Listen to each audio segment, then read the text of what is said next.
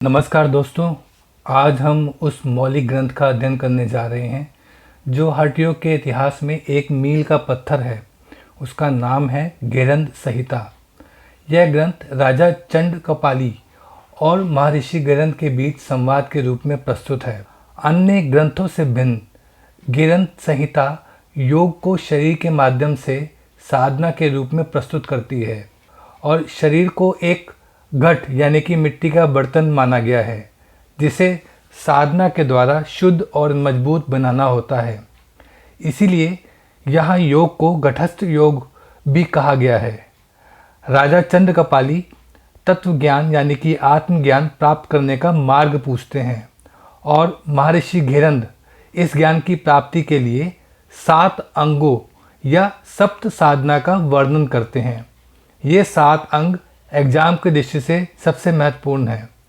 तो दोस्तों, संक्षिप्त में आइए जानते हैं इन अंगों के बारे में और इनका लक्ष्य क्या है।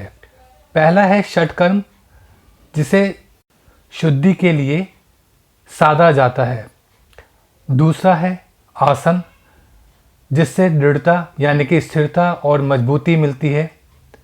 तीसरा है मुद्रा, जिससे स्थिरता यानी ऊर्जा का स्थिरीकरण होता है। चौथा प्रत्याहार, जिससे धैर्य या मन की शांति प्राप्त होती है। पांचवा प्राणायाम, जिससे शरीर में हल्कापन होता है। छठा ध्यान, जिससे परमात्मा का दर्शन या प्रत्यक्षत्व प्राप्त होता है। सातवां अध्याय समाधि, जिससे मुक्ति या अनासक्ति या जिसे निर्लिप्त तत्व भी कहा जाता है। सप्त साधना का पहला और सबसे महत्वपूर्ण चरण है दोस्तों शुद्धि, जो षट कर्म यानी कि 6 क्रियाओं द्वारा सिद्ध होता है। धोती 13 प्रकार की होती है। यह शुद्धि क्रिया सबसे विस्तृत है। आइए इनके बारे में बात करते हैं। पहला है अंतर्धोती, जो 4 प्रकार की होती है। वातसार यानी कि वायु पीना, वारिसार यानी कि जल पीना, अग्निसार यानी कि पेट को अंदर बाहर करना और बहिष्कृत यानी कि बड़ी आंत की बाहर निकालकर सफाई करना। धोती में दूसरे स्टेप पर दंत धोती को रखा गया है। ये 5 प्रकार की होती है। दंतमूल यानी कि दांतों की जड़ों से सफाई करना, जीवाशोधन यानी कि जीभ की सफाई करना, कर्ण रंध्र यानी कि दोनों कानों की सफाई करना, कपाल रंध्र साधक को अपने दाहिने हाथ के अंगूठे का उपयोग करना होता है। इस अंगूठे से नाक की जड़ यानी कि ब्रिज ऑफ द नोज के पास फोरहेड में स्थित एक जो डिप्रेशन होता है उसको धीरे धीरे रगड़ना होता है। इस गड्ढे को ही प्राचीन काल में कपाल रंध्र या ब्रह्म रंध्र का बाह्य द्वार माना जाता है। धोती के तीसरे स्टेप पर हृदय धोती आती है, जो 3 प्रकार की होती है।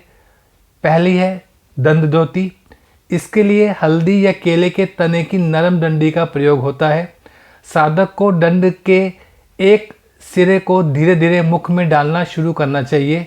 इसे सावधानी पूर्वक गले और अन्न प्रणाली से होते हुए पेट के अंदर तक ले जाना चाहिए। दंड को कुछ देर पेट में रखने के बाद इसे धीरे धीरे और सावधानी से बाहर खींच लिया जाता है। दूसरा है वमन धोती, जिसमें पानी पीकर उल्टी करना होता है।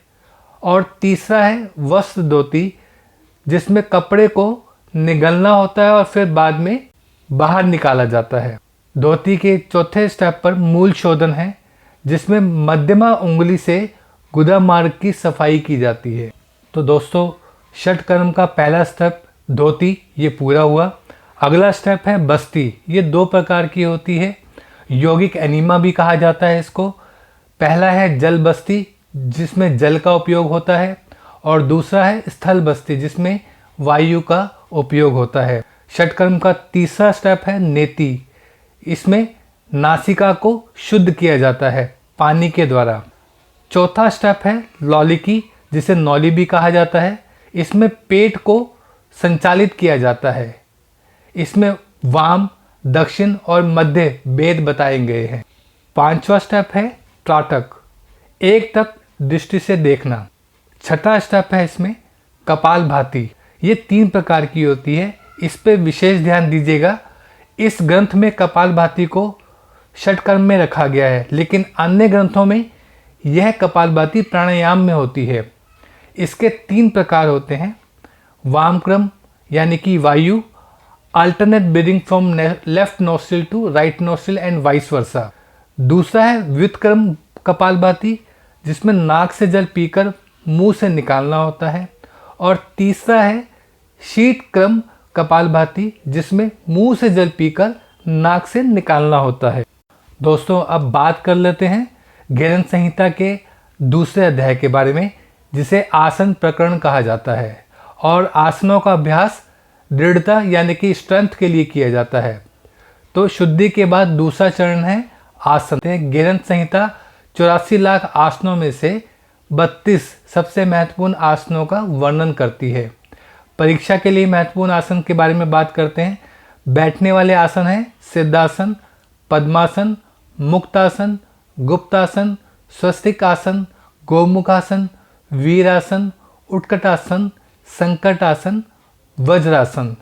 और विश्राम या आत्मशुद्धि के लिए मृत आसन, जिसे शवासन भी कहा जाता है।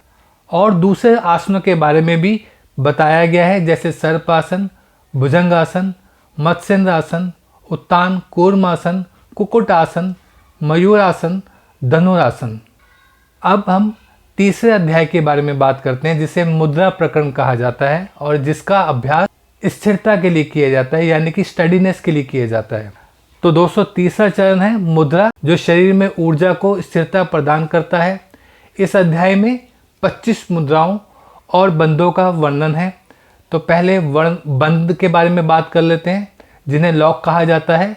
मुख्य रूप से 4 बंधों का उल्लेख है: मूल बंध, जालंधर बंध, उद्यान बंध, महाबंध। ऐसे ही 10 मुद्राएं हैं।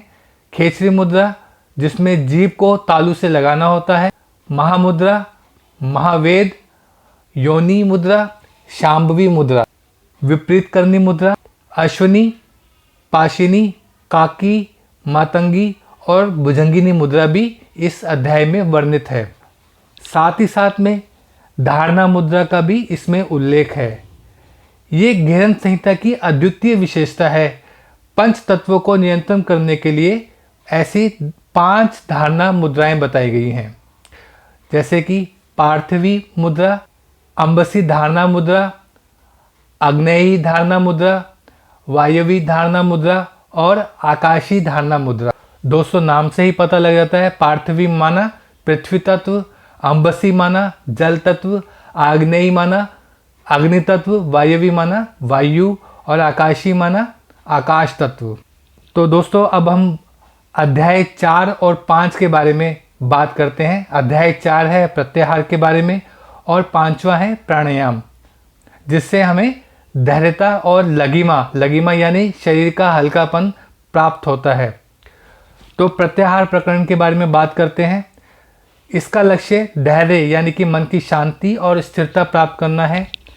मन को, इंद्रिय को विषयों से विमुख करके इष्ट देवता में स्थिर करना ही प्रत्याहार है। एग्जाम के दृष्टिकोण से प्रत्याहार माना यह मन पर नियंत्रण और शत्रुओं पर यानी कि काम, क्रोध, लोभ, मोह, मद, मात्सर्य से मुक्ति का मार्ग है, जिसमें आत्मलयत्व यानी कि स्वयं में विलीनता की तैयारी होती है। प्राणायाम प्रकरण यह घेरन संहिता का 5वां अंग है, जिससे शरीर में हल्कापन आता है। प्राणायाम से पहले नाड़ी शुद्ध करना अनिवार्य है और इस प्राणायाम के दौरान कोई भी प्राणायाम कर रहे हैं, मिताहार होना बहुत ज़रूरी है, यानी कि उचित और संयमित आहार का पालन करना आवश्यक है। सात्विक और पोषक भोजन का निर्देश घेरन संहिता में दिया गया है। तो प्राणायाम 8 प्रकार के हैं और इनको कुंभक कहा गया है। घेरन संहिता में इसका विस्तार से वर्णन किया गया है, जैसे कि संहिता कुंभक, सूर्य वेदन कुंभक, उज्जयी कुंभक, शीतली कुंभक, भस्त्रिका कुंभक, ब्राह्मरी कुंभक, मूर्छा कुंभक, केवली कुंभक। केवली के लिए बताएंगे कि यह बिना पूरक और रेचक के सिद्ध होता है, जिसे सर्वश्रेष्ठ माना गया है। दोस्तों, अब हम ध्यान प्रकरण के बारे में बात करते हैं, जो कि छठा अंग है गेरंद संहिता का, जो प्रत्यक्षत्व यानी कि परमात्मा के सीधे दर्शन का मार्ग प्रशस्त करता है। महर्षि गेरंद ध्यान को 3 भागों में विभाजित करते हैं। स्थूल ध्यान यानी कि ग्रॉस मेडिटेशन, जिसमें इष्ट देवता की साकार मूर्ति या रूप पर ध्यान केंद्रित करना होता है। दूसरा है ज्योतिर्ध्यान यानी कि ल्यूमिनस मेडिटेशन। इसमें आज्ञा चक्र यानी कि भ्रू मध्य में दिव्य प्रकाश या ज्योति पर ध्यान केंद्रित करना होता है। तीसरा है सूक्ष्म ध्यान यानी कि सटल मेडिटेशन। इसमें बिंदु यानी कि सूक्ष्म बिंदु या निर्गुण ब्रह्म यानी कि निराकार परमात्मा पर ध्यान केंद्रित करना होता है, जो उच्चतम अवस्था है। 7वां अध्याय समाधि प्रकरण। सप्त साधना का अंतिम और सर्वोच्च अंग समाधि है, जिसका परिणाम निर्लिप्त तत्व यानी कि मुक्ति या अनासक्ति होता है। समाधि के 6 साधन हैं। पहला है ध्यान योग समाधि, जिसमें ध्यान से समाधि प्राप्त होती है। दूसरा है नाद योग समाधि, जिसमें आंतरिक ध्वनि का उपयोग किया जाता है। तीसरा है रसानंद योग समाधि, जिसमें अमृत पान का उपयोग किया जाता है। चौथा है लय सिद्धि योग समाधि, जिसमें लय विलय से समाधि प्राप्त होती है। 5वां है भक्ति योग समाधि, जिसमें भक्ति से समाधि प्राप्त होती है। और छठा है राजयोग समाधि, जिसमें मन मूर्छा से अर्थात मन को बेहोशी की अवस्था में ले जाकर समाधि प्राप्त की जाती है। तो दोस्तों, ये था गेरंद संहिता का संक्षिप्त विश्लेषण।